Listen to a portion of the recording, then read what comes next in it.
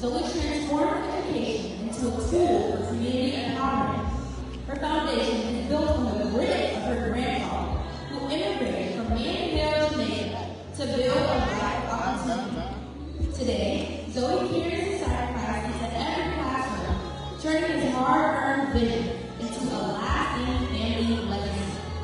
Upholding the legacy her mother started at our home by the sea, Zoe bridges the gap between advocacy and artistry.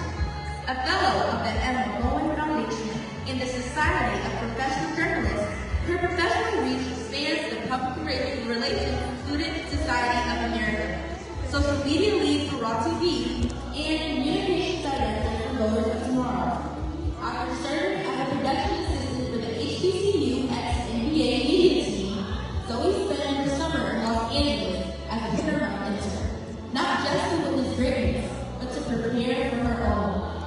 After reigning Miss Black and Gold for the Emma Zoe launched Hearts of Gold in partnership with American Heart Association.